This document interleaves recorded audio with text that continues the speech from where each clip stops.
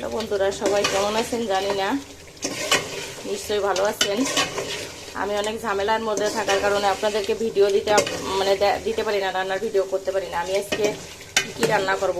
খাসির মাংস এখানে আছে 1.5 কিলো। মাংসটা পুরো কষানো হয়ে গেছে, আর 2 মিনিট কষাবো। মাংস কষানো হয়ে গেছে, দেখেন তেল ছাড়িয়ে গেছে, তেল বাহির হয়ে গেছে মাংস থেকে। আর মাংস খুবই সুন্দর, বড় বড় পিস আছে, অনেক ভালো মাংস। আজকে আমার বাড়িতে একটু ছোটোখাটো অনুষ্ঠান। আমার মেজননদের মেয়ে জামাই সবাইকে নিমন্ত্রণ করেছি। আমার নাতিপুতি আসবে, সবাইকে খাওয়াবো বলে আমি রান্না শুরু করছি। তো আমি কি রান্না করবো আপনারা দেখতে পাবেন। আমি প্রথমত রান্না করছি পটল ভাজি। এই যে পটল ভাজি হয়ে গেছে। এরপরে করব বেগুন ভাজা, আলু ভাজা মুচমুচে করে ডালের সাথে খাওয়ার জন্য। মুড়ি ঘন্টর ডাল। এই দেখেন মাছের মাথা দিয়ে হবে মুড়ি ঘন্ট। আর যে মাছ আসছে না, এটা কাতল মাছ, অনেক বড় বড় পিস আছে। আমি 1 গামলা মাছ রান্না করব। আলু দিয়ে মাছ রান্না করব। মাছের কাটাকুটি মাথা দিয়ে হচ্ছে মাংস, মুগ ডাল দিয়ে মুগ ডাল দিয়ে হলো মুড়ি ঘন্টর ডাল, বেগুন ভাজা, আলু ভাজা, পটল ভাজা, আর মুরগির রোস্ট। এই যে রোস্টের মুরগি এই যে কাটা আছে, আরও একটা কাটা আছে, ওটা আমি মেরিনেট করে রাখছি ইসের মধ্যে, কি যেন বলে, ওটা মেরিনেট করে রাখছি টক দই দিয়ে। রাতেই মাংস ছিল না, কম ছিল, একটা মুরগি ছিল। তো এখন আর একটা মুরগি আনা হয়েছে, আনা হওয়ার কারণে এখন এটাকে মেরিনেট করব। করার পরে একটু পরে রান্না করব।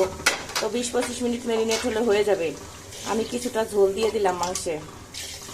আমার সব সময় ফুটানো জল থাকে, তো সেই ফুটানো জল দিয়ে দিলাম মাংসের মধ্যে। ঝোল দিয়ে দিলাম, বেশি ঝোল রাখবো না, মানে অল্প অল্প ঝোল রাখবো মাংসে।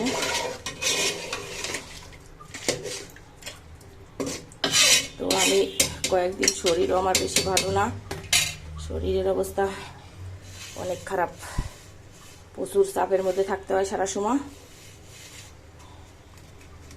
তো মাংসটা টোটাল রান্না কমপ্লিট হয়ে গেছে। এখন কিছু সময় চাপা দিয়ে রাখবো। চাপা দিয়ে রাখার পরে তারপরে হচ্ছে গরম মশলা দিয়ে নামিয়ে ফেলবো। 10 থেকে 15 মিনিট রান্না করব। মাংস সব দিকে একদম সুন্দর আছে, স্বাদে গন্ধে, মানে লবণ নুন সব ঠিক আছে। আর দ্বিতীয় কথা, সিদ্ধ প্রায় হয়ে গেছে, আর অল্প একটু সিদ্ধ হবে। তো সিদ্ধ হওয়ার পরে আমি একটু গরম মশলা দিয়ে ওটাকে নামাবো। তো আমি এবার ঢাকা দিয়ে রাখবো মাংসটাকে। ঠিক আছে। দেখেন মাংস রান্না শেষের পথে, বলছি না 10 মিনিটের মধ্যে হয়ে যাবে মাংস রান্না। চারপাশে দেখেন তেল ছুটে গেছে, আর মাংস সিদ্ধ হয়ে গেছে। আর মাংসটা আমি চুলার উপর রেখে দেবো আধা ঘন্টা। আর এখন আমি একটু গরম মশলা বাটা দিয়ে এটাকে হচ্ছে অফ করে রাখবো, থালা দিয়ে চাপা দিয়ে রাখবো। চাপা দিয়ে রাখলে সিদ্ধ হয়ে যাবে। এদিক জল যেটুকু আছে আবার এইটুকু দরকার হবে, ঠিক আছে। তো আপনারা আমার মতো করে রান্না করবেন। আমি আগে মাংসটাকে 15 থেকে 20 মিনিট মেরিনেট করে মাখায় রাখছি। কাঁচামরিচ, অল্প একটু পেঁয়াজ, রসুন, আদা বাটা, জিরে বাটা, আর একটু ধনিয়ার পাউডার দিয়ে, আর শুকনো লঙ্কার গুঁড়ো, রাঁধুনি স্কোয়ারের। আমি রাঁধুনি স্কোয়ারের গুঁড়ো ব্যবহার করি। এই যে রাঁধুনি স্কোয়ারের গুঁড়ো দিলে অনেক স্বাদ হয় মাংসের, যে কোনো তরকারির স্বাদ ভালো হয়, যেটা মানে শুকনো লঙ্কা লাগবে। আর এই যে আমি মাছ রান্না করবো, এখানে আমি রাঁধুনি স্কোয়ারের গুঁড়ো ব্যবহার করবো। তো আমার মাংস রান্না দেখেন হয়ে গেছে। আমি এখন গরম মশলা বাটা দিয়ে নামিয়ে রাখবো। তো আমার ভাগ্নি নাতিপুতি সবাই এসে যাবে 1:30টার মধ্যে, 1:30টার মধ্যে এসে যাবে। আমি তাড়াতাড়ি প্রস্তুত হচ্ছি ওদের সুন্দরভাবে যত্ন করার জন্য। তো আপনারা সবাই ভালো থাকবেন, সুস্থ থাকবেন। আর আমার আজকে রান্না দেখতে থাকবেন কেমন করে কি রান্না করি। মাংস রান্না দেখালাম, এবার মাছটাও দেখাবো। বেগুন ভাজা কমপ্লিট, এদিকে মাংস রান্না কমপ্লিট। এখন টাস করে একটা করে হতে থাকবে, আর কোনো কষ্ট নাই।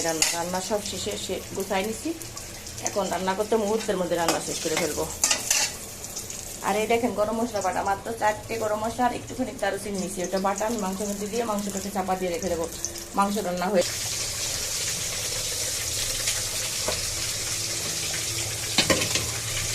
দেখেন তেলে জলে মাংস কি সুন্দর হয়েছে। যে মাংসের মাটির কি হয়ে যাচ্ছে, যে হাড্ডি মাংস কত সুন্দর, লেগ পিস, এটাকে লেগ পিস বলে।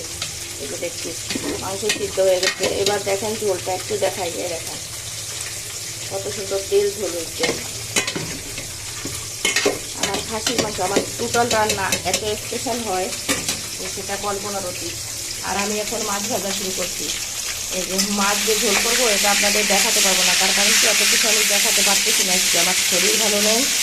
আর দ্বিতীয় কথা হচ্ছে, আমার আজকে বাসায় গেস্ট আসবে, ঝামেলায় আছি, টেনশনে আছি। তো রান্নাবাড়ি তাড়াতাড়ি করে নেই। কাতল মাছ কিনে আনছে 4 কেজি ওজনের।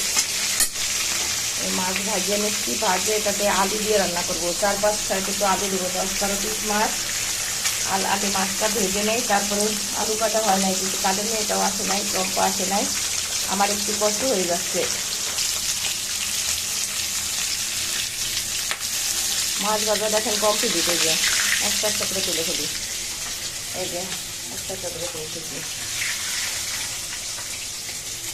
কত পিস মাছ রান্না করতেছি, গেস্ট আসবে 5 জন, 4 থেকে 5 জন, কিন্তু মাছ বেশি রান্না করতেছি, যদি গেস্টের বাসায় কয়েকটি দিয়ে দেবো, তার কারণ রাতে দিয়ে আবার রান্না করা লাগবে, কষ্ট হবে, একটু ভাত রান্না করে নিলে হয়ে যাবে সম্ভবত। মাছ ভাজা কমপ্লিট। একটা মাছ আমি উল্টাতে পারতেছি না বলে দেখেন, যে মাছটাকে উল্টাতেই পারি না, মাছ এত বড় আর একটু বাঁকা হয়ে গেছে, ভালো করে ভাজে নিই।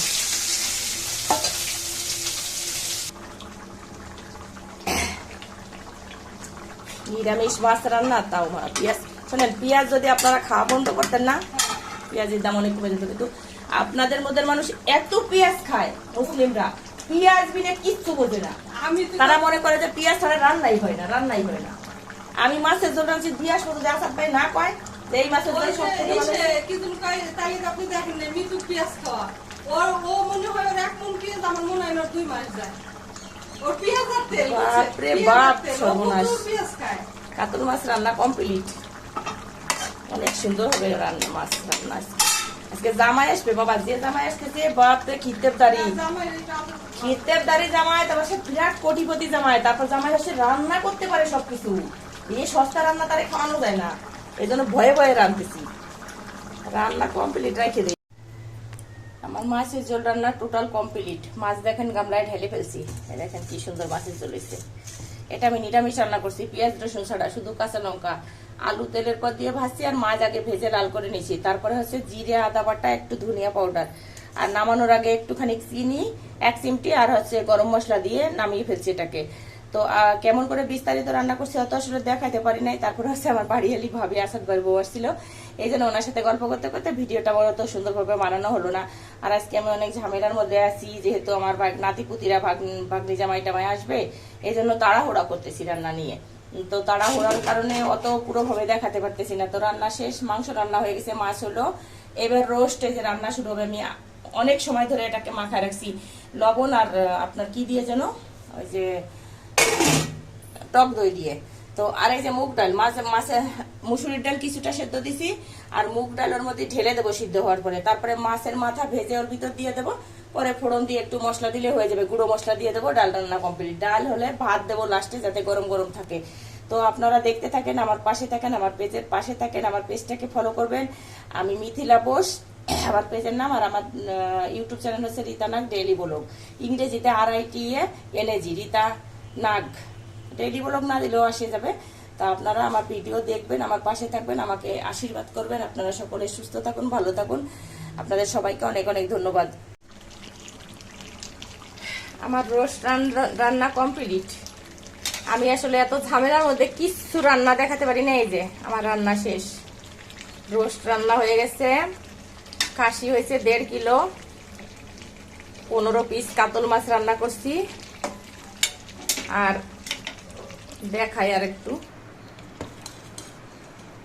এটা মুগ ডালের মুড়ি ঘন্ট, এই যে মাছের মাথা আস্ত আস্ত আছে, এটাও আমি নিরামিষ করছি পেঁয়াজ রসুন ছাড়া, মুগ ডাল আর কিছু মুসুরির ডাল মিল করছি। এই যে মাছ রান্না, খাসির মাংস রান্না শেষ। এটা পটল ভাজা, বেগুন ভাজা, এবার আমি মশমশা করে আলু ভাজা করব। তো আপনারা আমার ভিডিও দেখে নেবেন, একসাথে অ্যাড করি। সবাই সুস্থ থাকবেন, ভালো থাকবেন, আমার জন্য একটু আশীর্বাদ করবেন।